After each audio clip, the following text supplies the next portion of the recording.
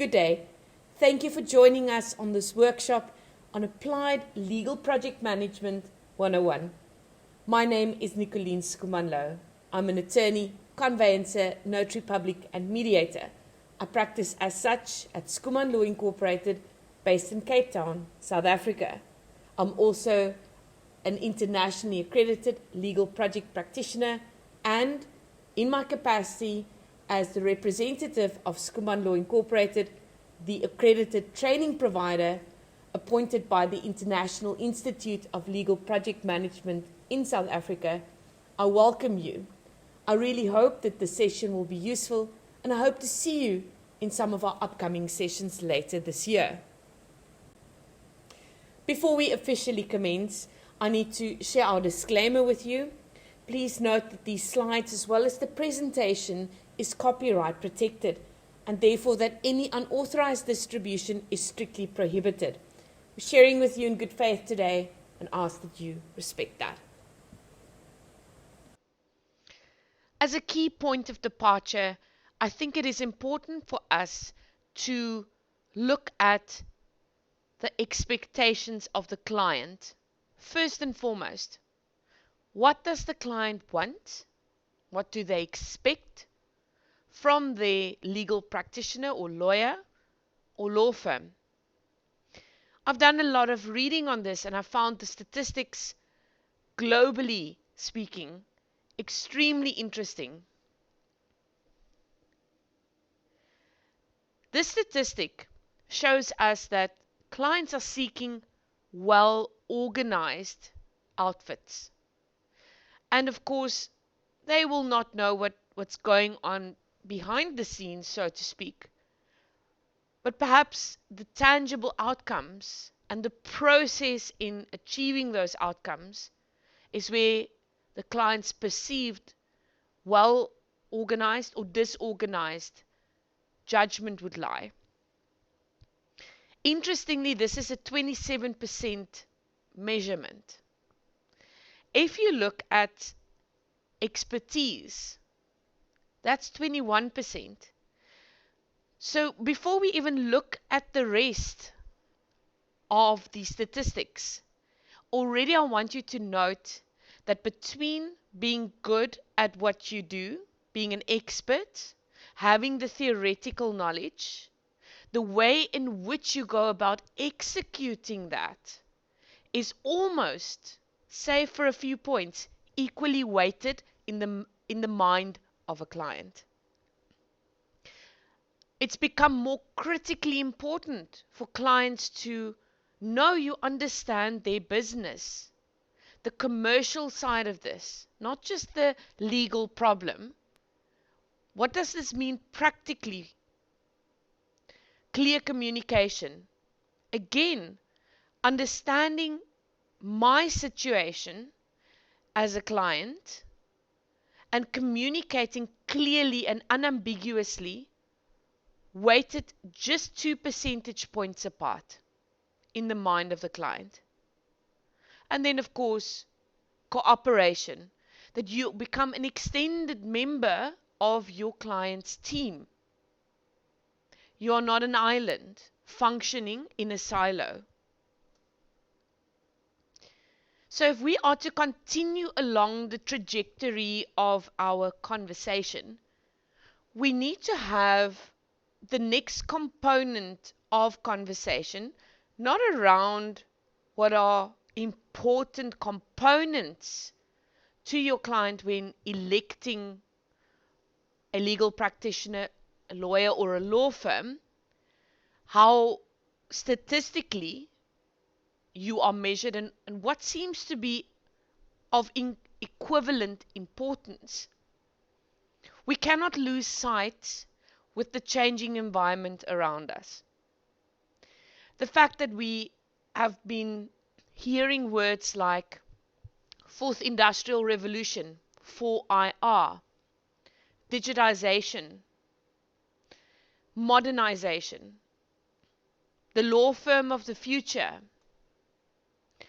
All these buzzwords are indicative of an environment very much technologically driven and for that reason, rapidly changing and evolving, mostly to the extent that regulation simply cannot keep up. And as a consequence, law firms cannot keep up. We've notoriously been branded as staying behind the evolution. So with that in mind, when clients are looking at seeking or in the market for seeking a change in law firm or lawyer, what are they looking at? Firstly, they are looking at you and they are looking at your team. They're looking at diversity, and not just from a broad-based Black economic empowerment perspective.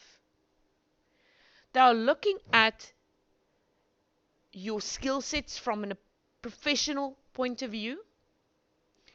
Is this my one-stop shop where all my needs can be met, or am I only confined to this one area or field of law and I need to outsource or look for another support structure to fill the gaps?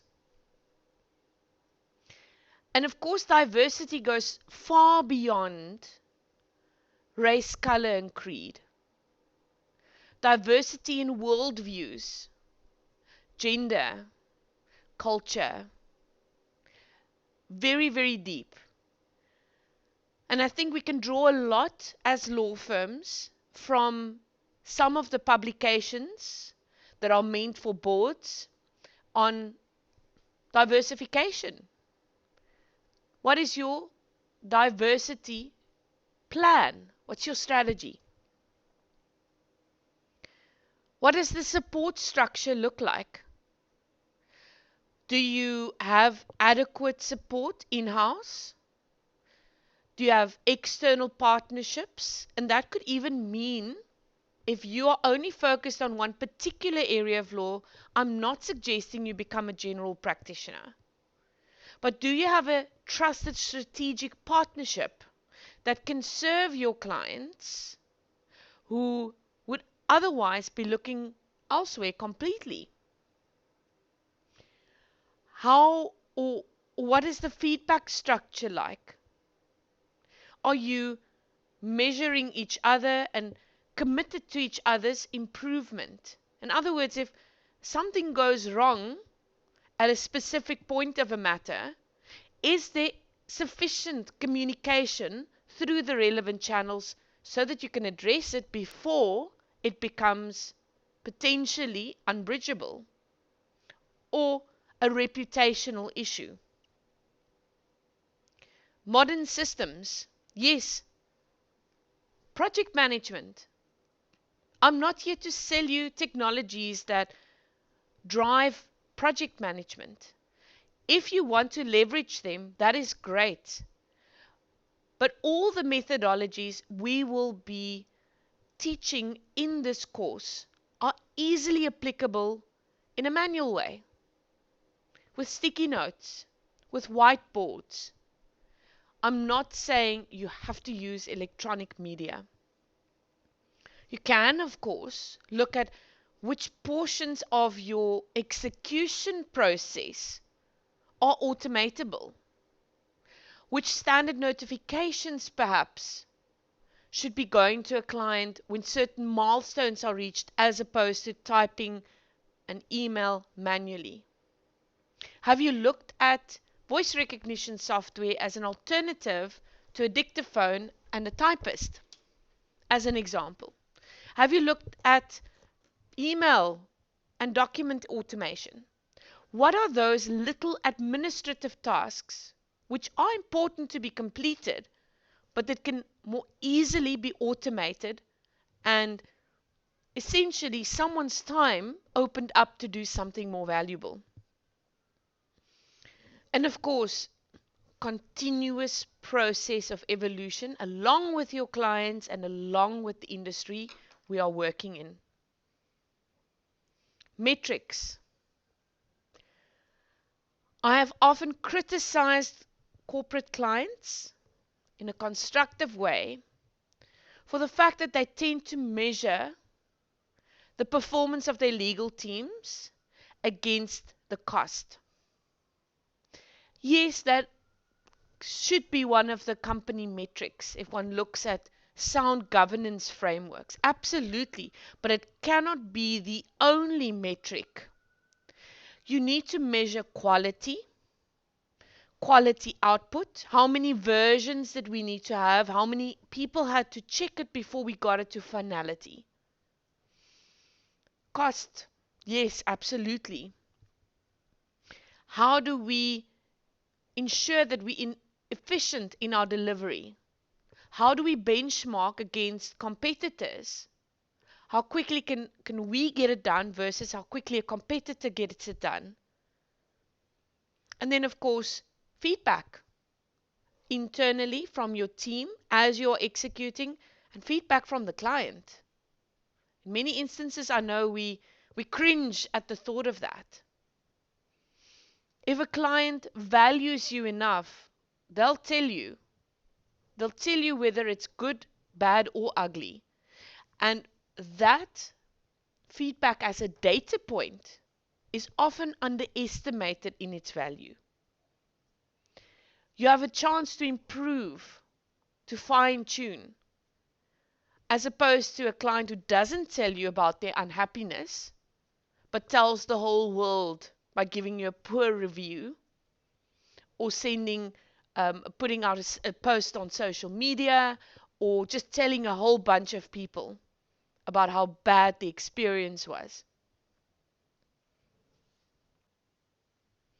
So now that we've looked at some interesting metrics and we've looked at some key points of measurement on what clients expect from law firms, how they seem to be making their choices of law firm, the next point that we need to unpack is the value of legal services. How is the value of legal services defined, established? What does it look like from the perspective of the client? I've already said to you, I personally have a problem when this is only measured on cost. We all know cost is variable and often to a large degree outside of our control. So how is your client defining or articulating the value of the legal department if you are in-house, or the law firm if you're not? How are they saying what your value to the business or to the client is? Well, we've had some interesting feedback and statistics. Your ability to place the legal work or the component of legal work in the context of the business. In other words, where do you fit into us executing on the strategy? So the strategy is to grow the business revenue by, say, 25%, and this is what we are going to do in order to grow, in order to get more customers, in order to sell more product, or whatever the case may be.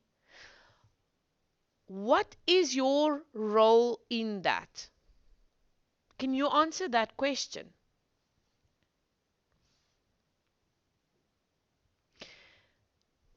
What behaviors are we seeing within the client's business, in a business context, of course, that is making your function challenging? What behaviors are we wanting to see changed? What does evidence of success look like? So let's take a debt collection scenario for a minute. If the credit controlling department does not note that someone hasn't paid for 30 or 60 days and only realizes it come financial year end that someone has been receiving product but never paying their account, that could be a behavioral issue. It could also be a system or a process issue. It could be something as simple as not knowing how to do that. It could be a how-to issue. It could be an awareness issue of what is the core function of this role within the organization. And it's key for you as the lawyer, as the law firm, to understand exactly how whatever solution you are building is going to be implemented by whom and how successful implementation is going to be measured.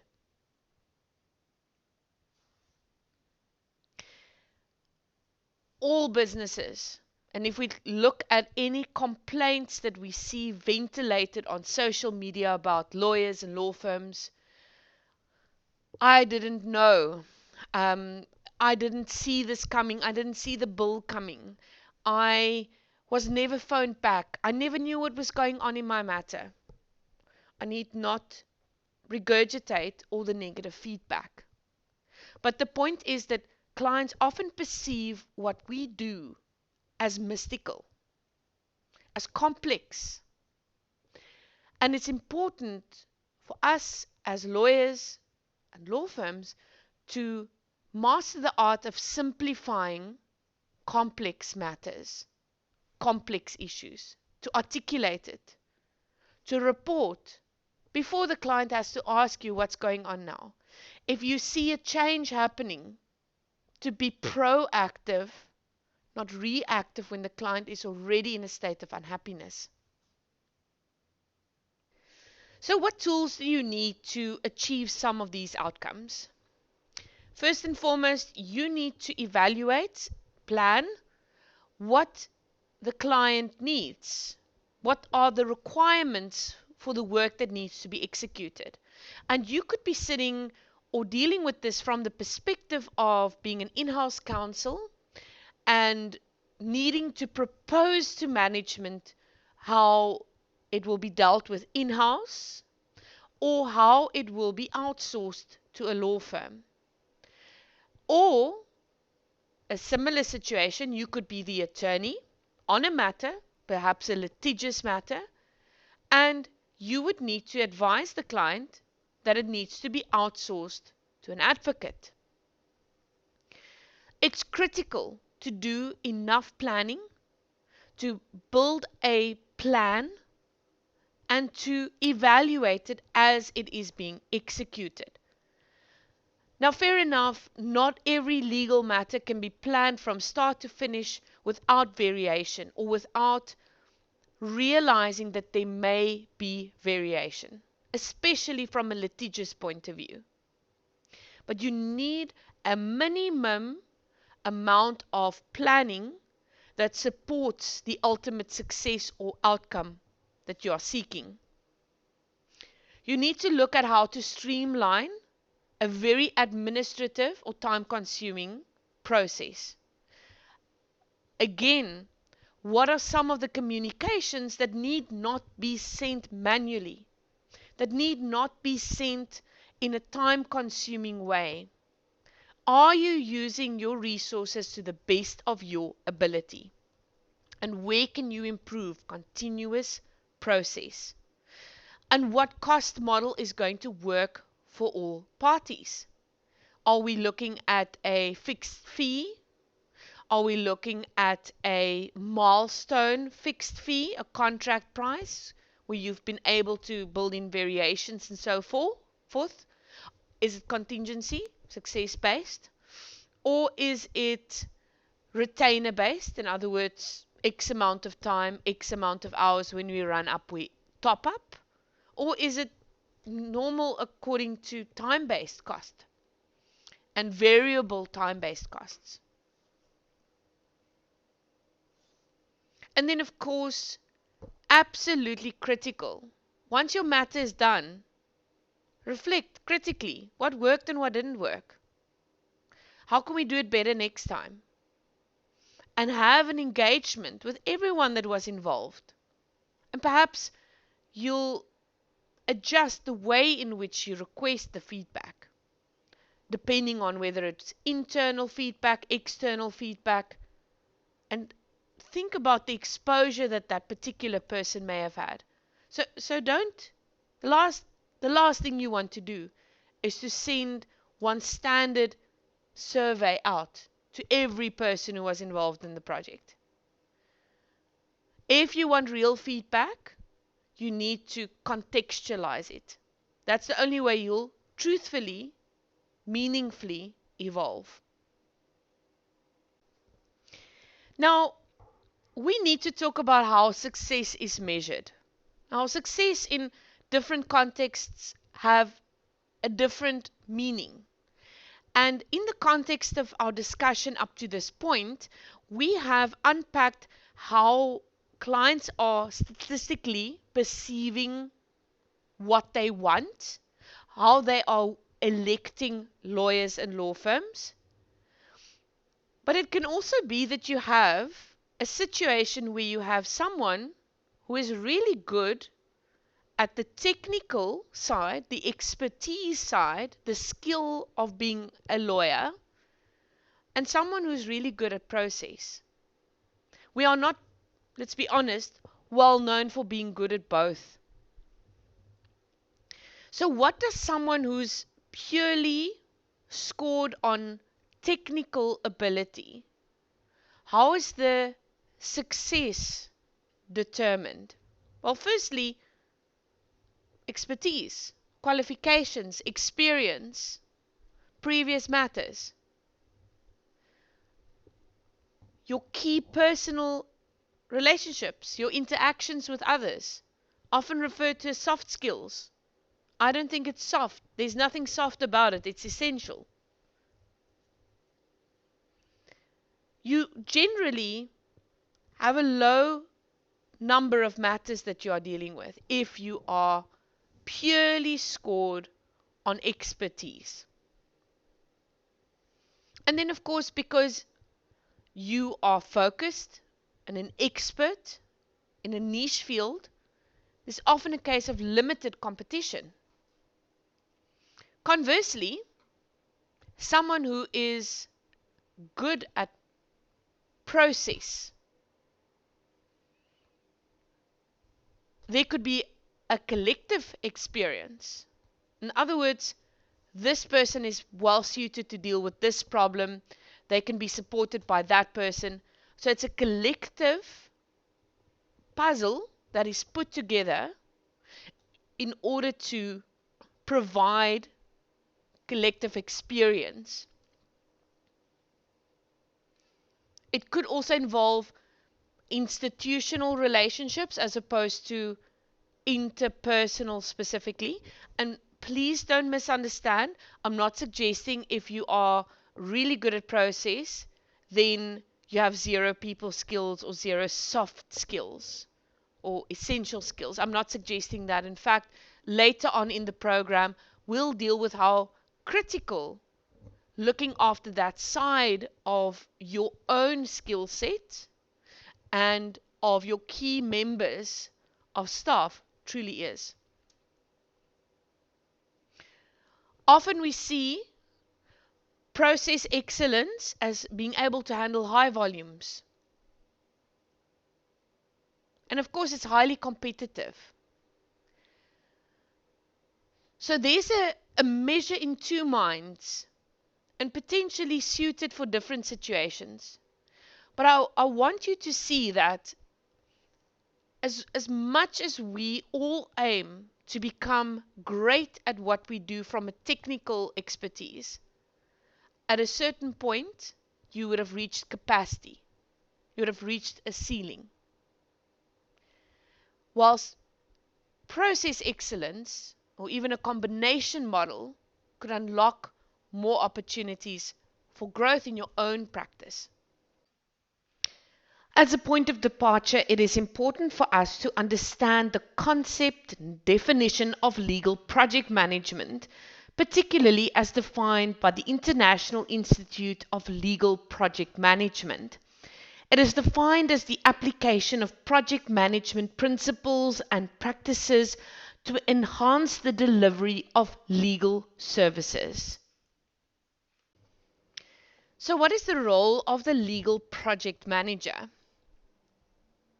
First, it's about upfront planning, definition, getting consensus, scoping, looking at the required effort and putting it down on paper, managing it, coordinating it, the execution of it, people, the financial components and other. It's about establishing rules regarding communication, connecting people to solve issues, identifying interdependencies between tasks or resources. So it's a careful balancing act between the scope, what needs to be done, the time, the people, the cost, and the risk. So see, the project manager is a facilitator as well as a decision maker. This is the person that keeps a legal matter on course, regardless of all the variations that may occur within the group executing, within the task or the scope or the problem changing, within the cost or the risk, and all of those components. So we are all asking ourselves the key question of, so how can LPM help me and my law practice? What does this concept mean for me? And of course it means that there's a methodology that is applied in terms of how you execute your work, from initiation to planning to execution and the closure of the matter. But there are also communication techniques that are absolutely vital when we ask the question of how do we increase the efficiency of delivery of legal services. We need to talk about the human component. And when we talk about the human component, we need to talk about the differences between management and leading and the overlap that exists between them. From a very high level overview perspective, managing is the execution of existing frameworks, systems, and methods, the implementation or enforcement of it. The how-to has been established, and someone needs to make sure that the rest of the complement, the staff complement, follows the how-to in the same way. Leading, much broader application, less of a documented implementation approach and more of a visionary approach, more of a strategic approach. And the fact is that both are needed to accomplish goals, to explain and live the vision, to ensure that people have representation and understand these concepts the same throughout the organization. And then, of course, to keep others motivated and to ensure that you mobilize or put to use your resources, your human resources, in the best way possible. So continuing on our discussion on application, or what does this look like from a practical point of view, project management is the application of a set of principles to a project. And a project is a unique result or outcome or a product.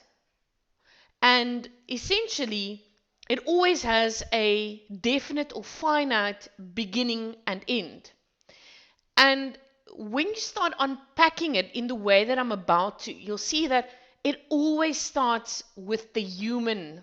It always starts with whom will solve this particular product or get us to the particular outcome we are seeking. You will organize the process of initiation. There will be planning, execution, monitoring, and controlling. So once your team has been assembled, you'll define the project objectives. From that, you'll create the scope. From the scope, an initial plan. Then you'll add your resources, human resources, technology-based resources, costs and risks. And you will communicate this to your stakeholders so as to achieve consensus, stakeholder buy-in. Then you'll publish the plan once everything has happened as aforementioned. You'll collect information as progress happens. You'll analyze the data that you collect, and you will adjust, manage, control, change, adjust, so that you get to the next version of the plan, if needs be. And again, you may repeat this process a number of times, or you will collect the information and you'll close the project.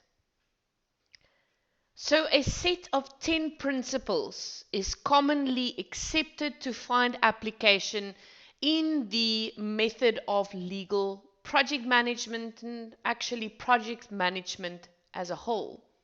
Your point of departure is always your 3 competing principles: the what, the how long, and the cost. The scope, time, and cost. You'll remember or recall from our first module that the perception of value, or creating value as an outcome when producing legal work or rendering legal services, is a key component not only from a modernized point of view in selecting a particular service provider, but it is also critically important to ensure sustainability in your law practice or in the profession. Risk management. As you can see, it is outside the inner circle. So immediately it needs to be seen as a protective shield towards the inner workings of the execution of the project. Those are external threats. We will unpack the component of risk in a later module. For now, just remember that risks can come from within or be from an external source. And it's critical to anticipate risk. And of course, that comes with experience and with how many times you repeat the process of the legal project management within your firm. The more you do it, the better you'll be able to plan and to foresee potential issues. And then, of course, managing the people. The leadership management component, which we've only briefly touched on, but will touch on in much more detail in a later module. The management of communication, both internally within the team as well as to the stakeholder. And then on remembering that, as I've said, the foremost complaint against lawyers and law firms has always been that there is a disconnect between planning and execution. What happens in the middle? So it's absolutely critical for you to ensure that measures are in place, that you communicate this to stakeholder. What will we do? What is the what? Are we all on the same page in regards to the what? Let's deal with the planning, the who, the cost, the risk, the resources. Controlling and executing, communicating when problems arise early on. And then, of course, getting it to ultimate closure. There could be a necessity to procure externally. We commonly refer to it in our law practices as incurring disbursements. So it's something that commonly happens. We procure on behalf of our clients, if we think about it closely, services of advocates, of the postal services, courier services, just to name a few, almost on a daily basis. So ensuring that where you have choice, that you have quality control measures in place in your procurement process, not only from a performance point of view and an output point of view, but in terms of how they account and how you render the invoice accordingly. And then, of course, integration of all these principles into one single system. So let us look at the legal services ecosystem. And bear in mind that this is not a one-size-fits-all. But I think it is important for us to know the ecosystem as a whole, and perhaps we are functioning in a part of it, or only in a segment of it, or we are perhaps functioning within all scenarios. Now this is a very limited exposition of it. And I say that because, remember, in many instances, Law firms or alternative legal services have direct contact with clients, and they do not go through a legal department or a law department, depending on the locality of that person. In many instances, you may be working with a juristic client whose human resources is the person who you will be having contact with. Or sometimes it's even the credit controlling department and not a loose standing legal department. I also want to say that it could be a panel. You could serve on a legal panel for government or for a corporate. And yes, either you'll be working with the legal officer or you'll be working with the procurement officer. I just want to see, or want you to see, that there's a scenario where there's direct contract or contact with client, and then there's a scenario where there is almost an intermediary structure between you and the client. And of course, with a private person, there may be a family member fulfilling the same intermediary function or not. So what are projects in our context? Yes, litigation and dispute resolution. Absolutely. Acquisition, a listing of a company. Stock exchange filing, very much more international work. An investigation, a due diligence, an efficiency improvement within a particular department, or a compliance program, applying for a specific business permit or license, or something to unlock your client's ability to generating revenue from another source. So merger, acquisition, litigious matter within a court framework or not. Due diligence, commercial work. It could even be a suite of contracts. So I want you to see that the practical examples are infinite. So as a quick recap, let us look at the 3 competing constraints of providing legal advice. Always scope, cost, time. What, how long, the cost. Always. So what are the questions that your clients or in-house counsel, if there's an intermediary, will be asking you? They will want to know, how long is this going to take? What is it going to cost? Are there any extras? Is this all I'm in for? How are we going to deal with issues when and if they arise? And overall, they are going to ask you questions to answer one key question, and that is, am I getting a good deal? By now, I'm sure you've identified some familiar components.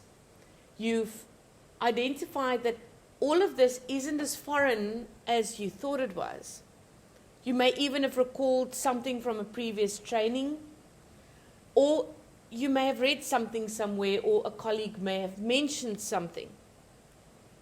As the accredited South African training provider appointed by the International Institute of Legal Project Management, I can say that we are definitely seeing a movement of South African lawyers, whether practicing or non-practicing, leaning towards a more formalized approach in being trained on legal project management.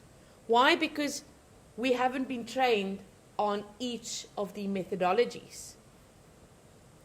We are not aware of the bigger context or the full sequence of events and activities if we only have a bird's eye view and not formalized training.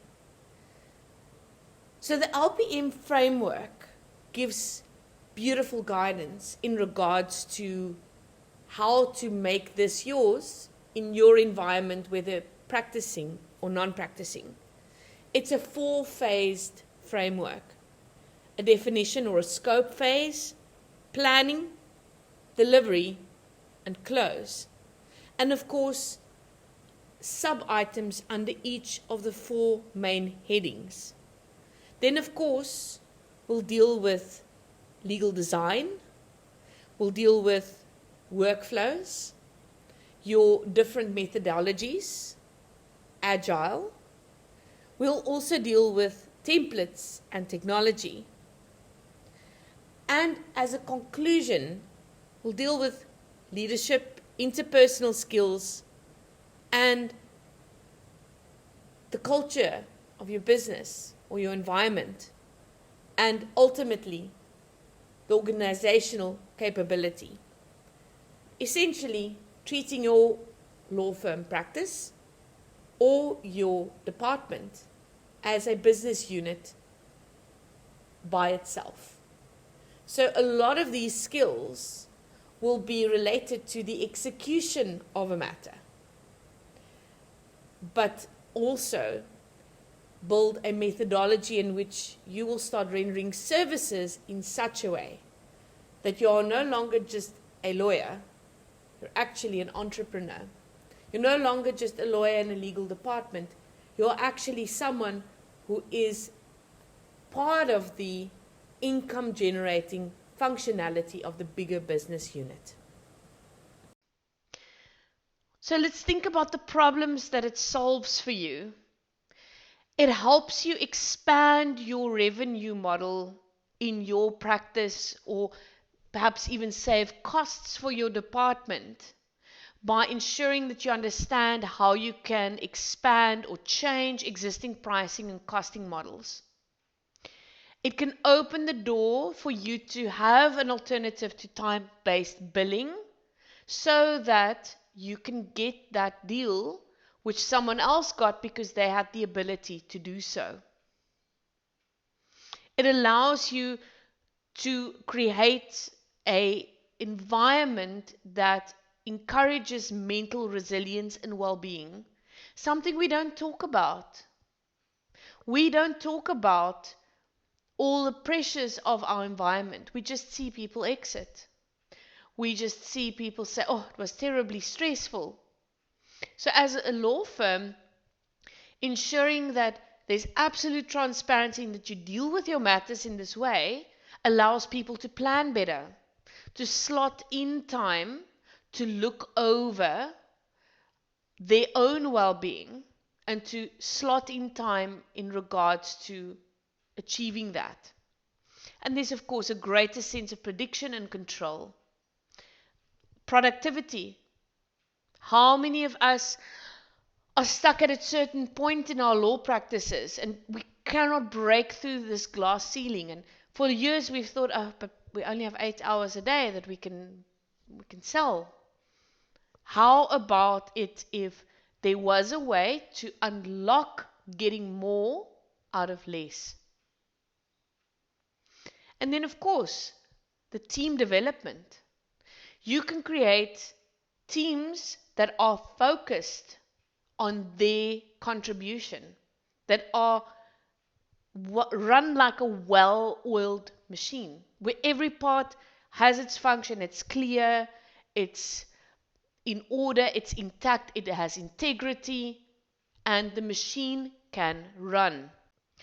So besides foresight and insight, what is in it for us to adopt this in our practices, in our departments, in our firms? Well, I refer you back to the first module, and there we spent a lot of time dealing with the 3 questions people tend to ask when buying legal services, and that is quality, how long, the time, and the cost component. Also, it will help you identify needs, the what better, more efficiently, quickly, and then of course costing. At the end of the day, as much as it's important for you to ensure that those questions that get asked by clients and ultimately culminating, is this a good deal, that you ask similar questions and ask whether this is a good deal. And the only way in terms of achieving that truly is for there to be transparency between you and the client, the stakeholder. And then, of course, there's a proportionality, a formula, a metric that you can tie in between the outcome, the process, and the cost. You can even look at alternative fee models and alternative billing models in order to avoid the risk of non-payment, for example. You can look at ways in which to reduce the stress and increase resilience in the younger practitioners that are members of your team. Why? Because there's transparency, there's methodology, and there is a measure of planning and control which provides the requisite security for that to happen. Then, of course, you can create a library of precedents that can help you scope quicker, record it better, and as part of the course outcome, we will also supply you with templates, checklists, and guidelines. Of course, knowledge management, very big term in terms of where do we find some of these key resources that we need as ingredients in order to produce the results. And this can be templates, it can be methodologies, it can be standardized forms, and of course legal research. It can also improve your ability to delegate. Why? Because if everyone knows what needs to happen and it's recorded and there's transparency and everyone knows the time and cost allocation, it is easier for someone to say, help me. I'm stuck, I'm having to deal with this unforeseen matter. And then, of course, overall, the biggest advantage for you, your law practice, your firm, is to ensure that you are competitive above all others. Legal project management is not as well known in South Africa as yet, but I can tell you definitively, once it takes hold here, it will become an even more competitive marketplace for you to be in the delivery of legal services. Just being in the delivery is no longer enough.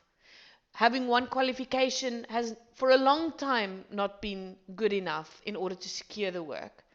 It's about a combination of things which this facilitates in a very systematic and clear way. That brings me to the end of our session today. Thank you so much for joining us. As a legal practitioner myself, I do realize that time is often so constrained in our environment. So thank you for spending your valuable time with us today. Thank you for investing your time with us today. I hope to express my gratitude shortly with a little extra, exclusive to each person who attends this session. But before I get there, I really hope that I'll encourage you to join one of our upcoming cohorts. What does that mean? Well, that means we'll give you access to our online course material, and for a period of 4 weeks, we will have weekly facilitation sessions. During these sessions, you'll be grouped with other like-minded legal practitioners. We'll interact, we'll learn from one another, and we'll give you some extra tools and tips on how to make this real in your environment, in your legal department, in legal practice as a whole. We will also be doing a DISC assessment on each of our participants, and we'll debrief that with you so that you can see what your strengths and weaknesses entail and how best to sculpt the career path you want for yourself. In addition, you'll have access to the Institute published templates, which you can alter for personal use and application, or you can take back to your organization or employer and use it within the confines of that. We do ask, however, that you do not widely spread these templates. Last but not least, you'll also qualify for international certification as either a legal project associate or a legal project practitioner. And once you are certified, become part of an international community of like-minded legal professionals, where you will have access to the Institute's annual awards, the symposium, and any material that is constantly being created and published by them, so that we are all up to date with the latest best practice. If I have not yet convinced you, or you need more information, I'm displaying the link on your screen so that you can read up more about the course content. And as I conclude in the next screen, I am going to express my gratitude and also leave you with some additional resources you could also have a look at.